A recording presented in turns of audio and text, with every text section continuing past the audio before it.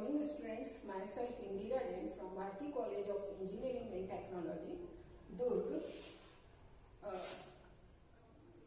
Civil Department. We are studying planning of a residential building. Yesterday we learned about dining room. Today our topic is drawing room. Drawing room में हम क्या क्या furniture हमको required होता है, drawing room का placement कैसा होना चाहिए, उसमें हमको किन किन चीजों को ध्यान में रख के ड्राइंग रूम डिजाइन करना चाहिए, ये सारी चीजें अभी मैं आपको समझाऊंगी। फर्स्ट ऑफ ऑल है कि जैसे मैं आपको इसके पहले भी बताई हूँ कि हमारी जो क्लाइंट की रिक्वायरमेंट है उसके अकॉर्डिंगली हम किसी भी स्पेस को डिजाइन करते हैं। जब हम ड्राइंग रूम डिजाइन कर रहे हैं तो इसमें भी हमको केयरफुली एक चीज समझना चाहिए कि हमारे क्लाइंट की रिक्वायरमेंट किस टाइप की है, क्योंकि ड्राइंग रूम जब हम डिजाइन करते हैं तो वो दो तीन प्रकार से डिजाइन होता है। एक होता है ड्राइंग कम डाइनिंग एरिया, एक होता है ड्राइंग फॉर्मल, एकदम फॉर्मल ड्राइंग रूम होता है जो कि सिर्फ हम गेस्ट के हिसाब से डिजाइन करते हैं। ड्राइंग रूम जो स्पेस है वो हम किस स्पेस को बोलते हैं वो भी मैं आपको थोड़ा सा एक्सप्लेन कर दूं। This drawing room is an area where we entertain our guest. जहां पर हम अपने गेस्ट को एंटरटेन करते हैं वो एरिया हमारा ड्राइंग रूम कहलाता है। अब कई बार होता है ड्राइंग और डाइनिंग कंबाइन होता है। हम किस ग्रुप के लिए घर डिजाइन कर रहे हैं, मिडिल क्लास के लिए, हायर क्लास के लिए, लोअर क्लास के लिए, उसके अकॉर्डिंगली ये स्पेसेस हमारी वर्कआउट होंगी। यदि हायर क्लास है तो उसको ड्राइंग रूम एक फॉर्मल ड्राइंग रूम चाहिए होता है ताकि वो जो गेस्ट आए तो गेस्ट को एंटरटेन करने के लिए करता है, उस समय उसकी पूरी फैमिली डिस्टर्ब नहीं हो। अदरवाइज यदि हमारा ड्राइंग और डाइनिंग जैसे नॉर्मली मिडिल क्लास में कंबाइंड रहता है और उस समय यदि हमारा कोई गेस्ट आता है तो क्या होता है पूरी फैमिली डिस्टर्ब हो जाती है। जो घर के जितने भी मेंबर्स अलग अलग जो एक्टिविटी वहां ड्राइंग रूम में या डाइनिंग रूम में बैठ के कर रहे हैं, जैसे ही कोई आता है सब उठ के वहां से दूसरे स्पेसेस में जाने लगते हैं। तो उस तरह की प्रॉब्लम नहीं हो इसलिए हम फॉर्मल एक ड्राइंग रूम देते हैं जिसमें कि जब गेस्ट आता है तो पूरी फैमिली डिस्टर्ब नहीं होती है। जिससे मिलने आया है वो जाके ड्राइंग रूम में उसको एंटरटेन करता है। ये हमारा बेसिक ड्राइंग रूम का कंसेप्ट होता है, फॉर्मल और ड्राइंग रूम विद डाइनिंग या फैमिली। अब हमारे ड्राइंग रूम में हमारी रिक्वायरमेंट्स क्या क्या होती है, हमको ड्राइंग रूम में क्या चाहिए। ड्राइंग रूम में हमारा होता है एक सोफा, हमको सिटिंग अरेंजमेंट चाहिए ड्राइंग रूम में बैठने के लिए, तो उसके लिए मेन होता है सोफा, काउच, कई बार हम दीवान भी लगाते हैं साथ में। इसके बाद हमारा एक सेंटर टेबल होता है। सेंटर टेबल हमारा अलग अलग टाइप का हो सकता है, जैसे आप ये मैं आपको बनाई हूँ, यहाँ पर ये सर्कुलर है, स्क्वायर है, रेक्टेंगल है, या रेक्टेंगुलर के साथ कॉर्नर्स को हम ओवल भी कर देते हैं। इस टाइप से हम सेंटर टेबल को डिजाइन कर सकते हैं। तो ये हमारा, और इसमें साइजेस में बहुत वेरिएशन आता है, मटेरियल में वेरिएशन आता है, लेकिन हमको इंटीरियर नहीं करना है, हमको ये डिजाइन जो वर्कआउट करना है वो हमको लेआउट के हिसाब से कि हमको जो रूम बना रहे हैं उसमें हमारा फर्नीचर कितना आएगा, फर्नीचर आएगा कि नहीं आएगा, और सर्कुलेशन कैसा होगा। इसलिए हमको बेसिक समझना है कि हमारे फर्नीचर का साइज क्या होगा और वो उस पर्टिकुलर प्लेस में आएगा कि नहीं आएगा। ठीक है, तो ये हमारे सेंटर टेबल हो गया। फिर corner table and flower vase. Corner tables लगाते हैं हम, जैसे मैं अभी नेक्स्ट आपको जब लेआउट बताऊंगी ड्राइंग रूम का उसमें आपको समझाऊंगी कॉर्नर टेबल्स कहाँ आती हैं। और कई बार हम कॉर्नर टेबल ही रख के फ्लावर वेस भी लगाते हैं, या टेबल के ऊपर फ्लावर वेस लगाते हैं, या एक्वेरियम बना देते हैं, एक्वेरियम पीस बना के लगा देते हैं। कुछ शो पीस होता है ड्राइंग रूम में, हम एक सेंटर ऑफ अट्रैक्शन एक कॉर्नर में डेवलप करते हैं जो कि पूरे ड्राइंग रूम को एक अच्छा लुक प्रोवाइड करता है। तो इस तरीके से हमारा ये कुछ होता है। इसके बाद हम एक टीवी यूनिट बनाते हैं ड्राइंग रूम में, वो भी वही, इसमें भी यही सेम चीज है कि आपके क्लाइंट की क्या रिक्वायरमेंट है। वो ड्राइंग रूम में टीवी स्टैंड चाहता है कि डाइनिंग में चाहता है या फैमिली में चाहता है। और एक डिस्प्ले यूनिट होता है जिसमें कुछ वो शो पीसेस वगैरह रखना, कुछ शीट्स वगैरह, मेडल्स वगैरह वो रख के गेस्ट के सामने जो डिस्प्ले करने के लिए रहता है, उस टाइप के कुछ आइटम्स रखते हैं। इस टाइप से हमारा ये बेसिक जो है ड्राइंग रूम का रिक्वायरमेंट होता है। इसके साथ हम जब ड्राइंग रूम का फिनिशिंग वर्क करते हैं तो हमको कर्टेन्स लगाना है, तो कर्टेन्स के लिए हमारा जो कर्टेन रॉड्स हैं या पैलेट्स हैं वो प्रॉपरली लगेंगे कि नहीं, वो सब भी ध्यान में रख के डिजाइन करना चाहिए। फ्लोरिंग में हम जब जाएं तो हमारा जो फ्लोरिंग है तो फ्लोरिंग एकदम अट्रैक्टिव होना चाहिए, या हम उसके ऊपर कारपेट लगाने वाले हैं तो उसके हिसाब से हम सादी फ्लोरिंग देके ऊपर कारपेट भी लगा सकते हैं। तो मतलब जब ड्राइंग डिजाइन कर रहे हैं या बना रहे हैं तो उस समय ये सारे पॉइंट्स हमको कंसीडर करना होते हैं। नेक्स्ट है हमारा ये फर्नीचर। जैसे मैं आपको बताई कि ये सोफा या काउच, तो इसके मिनिमम डायमेंशंस क्या होते हैं ये देखिए। ये सिंगल सीटर सोफा है तो ये 75 बाई 75 सेंटीमीटर का होता है। यदि 3 सीटर है तो इसका डायमेंशन 2.25 मीटर बाई 0.75 सेंटीमीटर का होता है। तो इस तरीके से हमको फर्नीचर कितने लोगों के बैठने की सेटिंग करनी है उसके हिसाब से हमको फर्नीचर का डायमेंशंस मालूम है, हम लेआउट करके रूम का साइज वर्कआउट कर सकते हैं। ये जैसे काउच है, सॉरी ये 2.1 मीटर होगा। काउच का डायमेंशन 1.8 मीटर मिनिमम होता है, इससे थोड़ा हम बड़ा ले सकते हैं, इससे छोटा नहीं होना चाहिए। तो ये हमारे बेसिक इसके डायमेंशन हैं। हम इस पे जाएं तो ये हमारा 60 सेंटीमीटर का डाया होना चाहिए, सर्कुलर एरिया हम ले रहे हैं। और लो हाइट होता है, सेंटर टेबल है तो लो हाइट होता है, ये भी लो हाइट रहेगा 50 बाई 50 का, या मिनिमम 50 बाई 50 का। और ये हमारा जो है 1.2 मीटर बाई 60 का सेंटर टेबल, ये भी हम लेते हैं। ये ग्लास टॉप भी हो सकता है, वुडन टॉप भी हो सकता है। ये हमारी डिजाइन के ये सेकेंडरी है, हमको बेसिकली साइजेस मालूम होना चाहिए और क्या क्या चीजें हमको प्लेस करनी है वो हमको समझ में आना चाहिए, ताकि हम अपना रूम का लेआउट कर सकें। Layout of drawing room. Drawing room में क्या क्या फर्नीचर रखते हैं अभी हमने वो पढ़ा है, अब आगे हम पढ़ेंगे कि ड्राइंग रूम का लेआउट कैसे करना चाहिए और उसका लेआउट करते समय किन किन बातों का ध्यान रखना चाहिए। सबसे पहले तो हमारा जो मेन इम्पोर्टेंट पार्ट है कि ड्राइंग रूम, क्योंकि हम गेस्ट के लिए डिजाइन करते हैं, जो मैक्सिमम यूटिलिटी ड्राइंग रूम की वो गेस्ट के साथ होती है।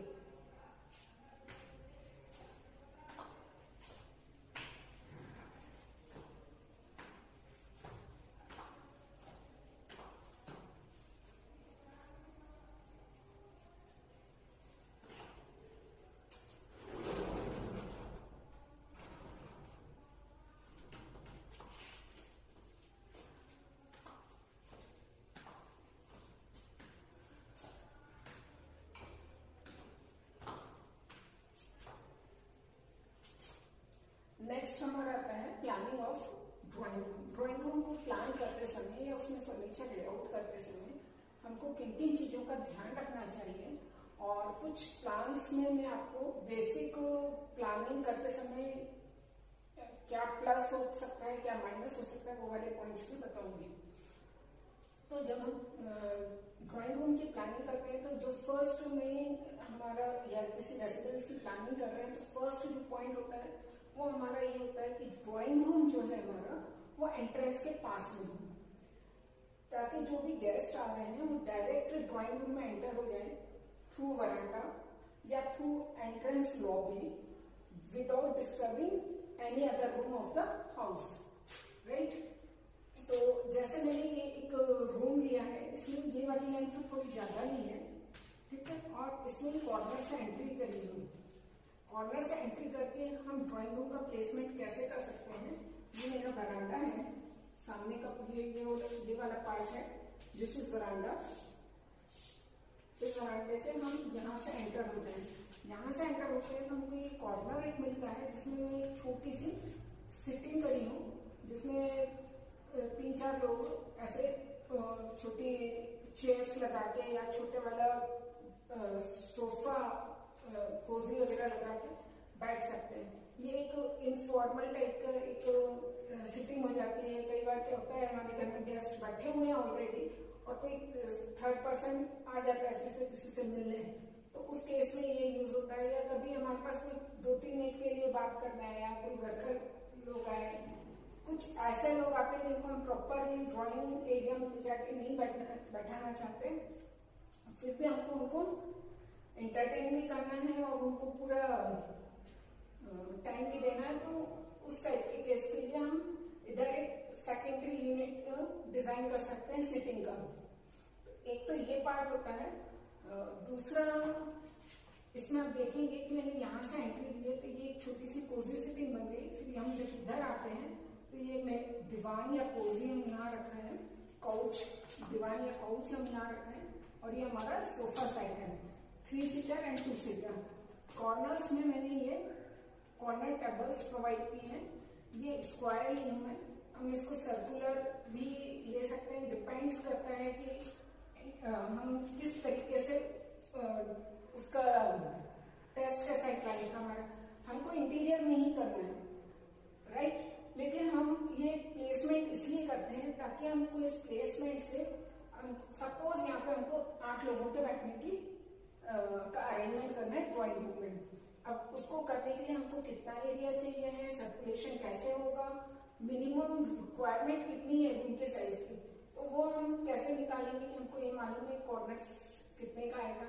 ये सोफा हमारा लग रहा है यहाँ पर, तो जितना ही सोफे के लिए हमको डायमेंशन चाहिए 75 सेंटीमीटर, तो ये 75 सेंटीमीटर लेंगे, यहाँ पर ये 75 सेंटीमीटर लेंगे, और ये वाला जो बीच का डायमेंशन है ये हमारा भी फर्नीचर में आपको बताई थी 2.25 मीटर का होता है।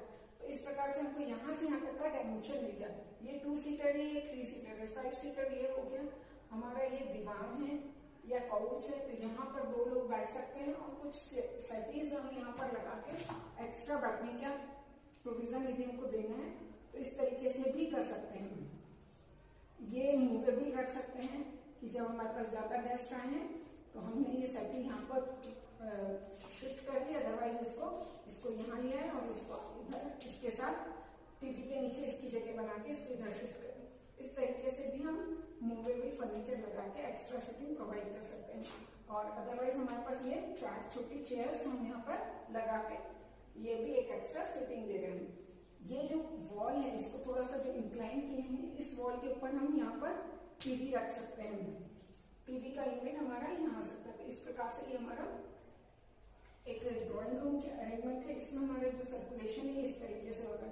जब हम सेट यहाँ लगाते हैं तो थोड़ा सा टाइट होता है, अदरवाइज ये सर्कुलेशन हमारा पूरा फ्री है। तो ये हम मूवेबल इसलिए रख रहे हैं कि हमको बीच में ये पूरा क्लियर स्पेस मिल जाए। इस प्रकार से हम ड्राइंग रूम का अरेंजमेंट करते हैं। नेक्स्ट हमारा आता है कि हमने एक सिंगल सिटिंग ये दी है, और जो डोर है उसकी पोजीशन मैंने थोड़ी सी कॉर्नर से नहीं लेके, ये डोर को कॉर्नर से नहीं लेके स्लाइटली शिफ्ट कर दिया। तो और ये फॉर्मल ड्राइंग रूम है, ये एकदम फॉर्मल ड्राइंग रूम है। फॉर्मल ड्राइंग रूम में एक चीज और है कि हमारा जो इंटरनल डिस्टर्बेंस है वो भी कम होना चाहिए। जैसे इसमें हम देखेंगे कि ये मेन एंट्री हमारी, और इस मेन एंट्री से घर में हम हाउस में हमको जो मूवमेंट है वो इसके थ्रू हो रहा है। यदि हम फॉर्मल ड्राइंग रूम दे रहे हैं तो फॉर्मल ड्राइंग रूम में एक तो मेन एंट्री होनी चाहिए, राइट। दूसरा घर के अंदर से एंट्री या तो इधर से हो या इधर से हो, कहीं एक पॉइंट से हम इंटरनल एंट्री दे सकते हैं। और सेकेंड एंट्री घर की यहाँ से वरांडे से एक एंट्री और दे सकते हैं, ताकि जो फैमिली मेंबर्स हैं वो डायरेक्ट एवरी टाइम हम फॉर्मल ड्राइंग रूम के थ्रू घर के अंदर जाएं, ऐसा ना हो। क्योंकि ये इस तरीके से जब हम फॉर्मल ड्राइंग रूम डिजाइन करते हैं तो उसको इन जनरल क्लोज रखते हैं, उसका साफ सफाई बहुत कॉस्टली पड़ता है उसको मेंटेन करना। और हम सिर्फ इसको, क्योंकि हम इसको इन जनरल यूज नहीं करते, फैमिली मेंबर्स जब कोई गेस्ट आता है जब भी फॉर्मल ड्राइंग रूम को खोल के वहां जाके बैठते हैं, उनको एंटरटेन करते हैं। अदरवाइज हमारे पास फैमिली के लिए family room, dining room, living room अलग रहता है। तो इसको अननेसेसरी सिर्फ पैसेज जैसा यूज करके इसको खराब, इसका मिस यूज होता है। पैसेज जैसा यूज करने से इसका मिस यूज होता है। तो हम ये कर सकते हैं कि या तो हम ये ऐसे एंट्री करें और डायरेक्ट यहाँ आ जाए, या हम एक सेकंड एंट्री यहाँ से घर पे दे दें, राइट। और ये वाले को ऑप्शनल रख सकते हैं जरूरत है तो, अदरवाइज इसको हमारे प्लानिंग के हिसाब से इसको बंद भी कर सकते हैं, राइट। इसमें फिर हमको एक एक्स्ट्रा या यहाँ तक हम पूरी सिटिंग दे सकते हैं। जब हम देखते हैं कि हम सी सेट में सिटिंग लेते हैं तो ड्राइंग रूम का जो अरेंजमेंट है वो काफी अच्छा होता है। इसमें आप देखेंगे 3 सीटर, 4 सीटर, 3 सीटर, ये थोड़ा सा बड़ा है ड्राइंग रूम। तो इसमें करीब 4 और 6, 10 लोगों के बैठने की प्रॉपर अरेंजमेंट हो रहा है। ये फुल मैंने ये वॉल को डोर को स्लाइटली इधर मूव कर दिया है, कॉर्नर से नहीं लिया है। तो कॉर्नर से डोर ना लेने से डोर को जब हम कॉर्नर से शिफ्ट कर देते तो कॉर्नर हमारा ये वाली जो वॉल है पूरी, ये वाली जो वॉल हमारी ये पूरी बहुत अच्छे से यूज हो सकती है। यहाँ पर हम पूरा फुल लेंथ का एक यूनिट बना सकते हैं जिसमें टीवी भी आएगा, हमारा डिस्प्ले भी होगा। और यदि हमको सेकंड एंट्री यहाँ घर के अंदर जाने की यहाँ से देनी है, सपोज इसको हम बंद करते हैं तो यहाँ से एंट्री देके घर के अंदर जाने की, यहाँ से हम आए और यहाँ से अंदर चले जाते, तो हमारा पूरा ड्राइंग रूम जो है पूरा अनडिस्टर्ब एरिया हमको मिलता है। इसका सर्कुलेशन भी बहुत अच्छा होता है और अरेंजमेंट भी अंदर बहुत परफेक्ट हो जाता है। तो इस तरीके से भी हम ड्राइंग रूम को डिजाइन कर सकते हैं। इसमें मैंने 2 सेंटर टेबल लिए हैं क्योंकि ड्राइंग रूम बड़ा है और काफी लोगों को बैठने का है, तो 2 सेंटर टेबल लगाए हैं। यहाँ पर मैंने कॉर्नर टेबल्स यहाँ पर सर्कुलर लगाए हैं, यहाँ पे इसको कॉर्नर टेबल लिए। इसके ऊपर हम फ्लावर बेड्स या कुछ डिस्प्ले या लाइट लैंप्स वगैरह लगा के जिसको ये वाला जो कॉर्नर बचता है हमारा, तो इसको हम सेंटर ऑफ अट्रैक्शन भी बना सकते हैं इस केस में। इस तरीके से ये हमारा फॉर्मेट ड्राइंग रूम बहुत अच्छे से डिजाइन हो जाता है। तो ये 2 बेसिकली हमारे इंडिपेंडेंट सिर्फ ड्राइंग रूम्स थे। ये फॉर्मल ड्राइंग रूम था, ये भी ड्राइंग रूम था, बट ये फैमिली का ड्राइंग रूम टाइप था। ये एकदम फॉर्मल ड्राइंग रूम नहीं है। इसमें जब हम आते हैं तो ये हमारा है ड्राइंग कम डाइनिंग। मिडिल इनकम ग्रुप में हमने देखा था कि मिडिल इनकम ग्रुप के पास जो उनका जो फंड है, उनके पास जो स्पेस मिलता है उनको, जो वो परचेज कर पाते हैं, उसमें जनरली हम ड्राइंग कम डाइनिंग एक साथ कंबाइन ही निकाल पाते हैं। फॉर्मल ड्राइंग रूम फिर ड्राइंग कम डाइनिंग कम फैमिली, वो बहुत मुश्किल होता है। तो उस केस में हम ड्राइंग रूम का अरेंजमेंट कैसे करेंगे उसका एक मैं आपको एग्जांपल बता रही हूँ। ये हमारा वरांडा है, वरांडे से हम यहाँ अंदर आए, this is our drawing room. इसके बीच में मैंने जो आपको लास्ट वीडियो में मैंने आपको दिखाया था, जब हमने डाइनिंग रूम का डिजाइन पढ़ी थी, उसमें कि हम डाइनिंग के साथ एक क्रॉकरी यूनिट लेते हैं। तो कई बार जब हम ड्राइंग और डाइनिंग कंबाइन लेते हैं तो जो क्रॉकरी यूनिट है वो हमारा स्क्रीनिंग का भी काम करता है। ये वाला यूनिट हमने क्रॉकरी यूनिट ले लिया, ये डाइनिंग और ड्राइंग को डिवाइड भी करता है, स्क्रीनिंग का काम कर रहा है। और इसी यूनिट का यहाँ से हम इसको क्रॉकरी यूनिट जैसे यूज करते हैं, और इसी यूनिट का कुछ पार्ट यहाँ से हम डिस्प्ले के लिए भी यूज कर सकते हैं। इसी यूनिट पे हम बीच में टीवी लगा के टीवी भी इसमें लगा सकते हैं। और यहाँ से जब एंटर हुए तो आप देखिए ये एंटर हुए, ये हमारा पूरा ड्राइंग रूम वाला एरिया हो गया, ठीक है। और देखिए जिसको ड्राइंग रूम में जाना है ऐसे आ जाएगा और डाइनिंग रूम का ऐसे आ जाएगा। तो मिनिमम सर्कुलेशन में हमको दोनों स्पेसेस डिवाइड कर लेते हैं। यहाँ से एंटर हुए और इसके जस्ट बाद में हम यहाँ से इधर आए तो हमारा पाउडर टॉयलेट और हैंड वॉश, डाइनिंग के साथ हैंड वॉश की स्पेस यहाँ आपको मिल जाती है। गेस्ट आते हैं, यदि किसी को टॉयलेट यूज करना है तो वो फैसिलिटी भी ड्राइंग रूम के भी साथ हो गई और डाइनिंग के भी साथ हो गई। तो ये बहुत कॉम्पैक्ट टाइप की जो प्लानिंग होते हैं ना, उस टाइप का हो जाता है। मतलब हमारा सर्कुलेशन एरिया बहुत मिनिमम हो गया है और हमारा यूटिलिटी स्पेस बढ़ जाता है। इसके बाद हम यहाँ जाए आगे तो ये हमारा किचन हो जाता है। और ये किचन है हमारा तो किचन के लिए वॉल पे हमने यहाँ पर सर्विस विंडो बना दी जो किचन और डाइनिंग के बीच में वर्क करेगी। यहीं से हम डायरेक्ट किचन में से सर्विस विंडो बना के इसको यूज कर सकते हैं। और नेक्स्ट हमारे रूम्स जो है वो यहाँ पर, या किचन हमारा ऐसा नहीं देखे, इसको थोड़ा बड़ा लग रहा है, ऐसा प्लानिंग के अकॉर्डिंगली हम इसको थोड़ा बहुत आगे पीछे करके ये रूम यहाँ निकाल सकते हैं, नेक्स्ट रूम इधर निकाल सकते हैं।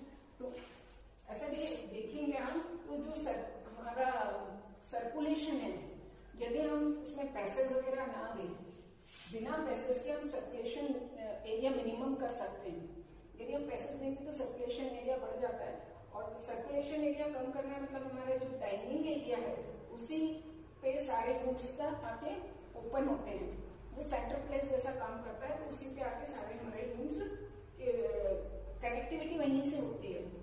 तो इस टाइप से जब हम डिजाइन करते हैं तो ये बहुत कॉम्पैक्ट घर बनता है और बहुत अच्छा बनता है। कम एरिया में हम बहुत अच्छे से इसको इसका मैक्सिमम यूटिलाइजेशन स्पेस का हम इस टाइप से एरिया में ले सकते हैं। तो आपने देखा ड्राइंग रूम जो हमारा है उसमें हमको, अब इसमें जो ड्राइंग हमने सोफा लगाया, देखिए ये 3 सीटर यहाँ लगाया है, यहाँ लगाया, इधर हम दीवार भी लगा सकते हैं, इन दोनों में से किसी एक ही जगह। और एक सोफा यहाँ है, कॉर्नर टेबल्स और ये सेंटर टेबल, इस तरीके से मैंने इसको डिजाइन किया है। ठीक है, तो ये हमारा बेसिक, हम क्या क्या ध्यान रखना है, हमको मेन सर्कुलेशन ध्यान रखना है। जब हम ड्राइंग रूम डिजाइन करते हैं तो हमको मेन ये देखना चाहिए कि हमारा सर्कुलेशन जो है घर के साथ और बाहर से दोनों से रिलेटेड कैसे है। ऐसा नहीं हो कि एक तो डायरेक्ट हमको वरांडे से ड्राइंग रूम में एंट्री होनी चाहिए, जैसे इस टाइप से भी एंट्री है, ये भी हम दे सकते हैं, इसमें भी कोई दिक्कत नहीं है कि हम इधर आ रहे हैं, इस साइड हमारा डाइनिंग है, एक साइड हमारा ड्राइंग रूम है, वो भी हम कर सकते हैं, राइट। और इस तरीके से भी कर सकते हैं, वरांडे से ड्राइंग रूम में जा रहे हैं, वरांडे से कहीं और, सपोज हम यहाँ पर है, एक एक्स्ट्रा यहाँ पर कोई रूम है या फैमिली रूम है या डाइनिंग रूम है, तो इसकी एंट्री भी हम यहाँ से दे सकते हैं। मतलब वरांडे से हम 1 या 2 एंट्री रेसिडेंस की दे सकते हैं। That's all for drawing room. I think all of you understand very well. In next video, we will learn how to design a kitchen. Okay, thank you.